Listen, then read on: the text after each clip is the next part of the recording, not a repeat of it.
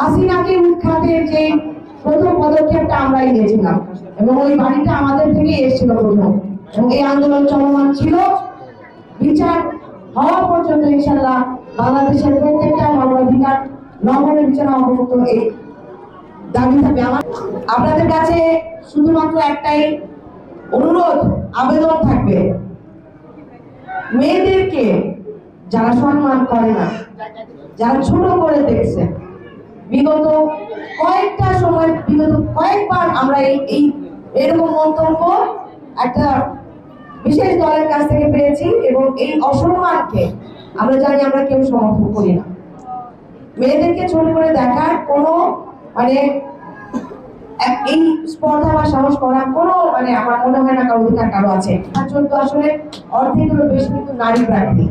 নারীদের জনমতের ভিত্তিতে কিন্তু গঠিত হবে আপনাদের প্রার্থী, এবং ধানের শীষ বিজয়ী হলেই আমরা যেতে পারবো ইনশাআল্লাহ। আজকের দিনে দাঁড়িয়েও যদি কোনো দল উদ্দেশ্যমূলক ভাবে নারীদেরকে ছোট করে কথা বলে, নারীদেরকে, কর্মজীবী নারীদেরকে ইঙ্গিত করে কথা বলে, আপনারা কি তাদেরকে সমর্থন করেন? আমরা কি কখনো এটা অ্যালাউ করবো তারা নারীদেরকে অসম্মান করবে? ফেব্রুয়ারি মাস ভাষার মাস, ভাষা আন্দোলনের মাস।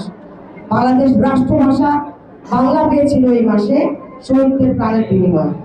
52 ভাষা আন্দোলন থেকে 71 পর্যন্ত মুক্তিযুদ্ধ আমাদের শহীদ প্রেসিডেন্ট জিয়াউর রহমানের মুক্তিযুদ্ধ ঘোষণার মাধ্যমে যে বাংলাদেশের স্বপ্ন দেখে গেছে, সেখান থেকে আজকে পর্যন্ত জুলাই অভ্যুত্থানের পরে বাংলাদেশ জাতীয়তাবাদী দল বাংলাদেশের পক্ষে শক্তি হয়ে কাজ করেছে, এবং আমরা যারা নারী নেতৃত্বে আছি বাংলাদেশ জাতীয়তাবাদী দলের হয়ে, আমাদের মহাত্মা দেশনেত্রী বেগম খালেদা জিয়া, যিনি কোনোদিন অন্যায়ের সাথে আপোষ করেননি, তার আদর্শ নীতিকে ধারণ করে এগিয়ে যেতে চাই।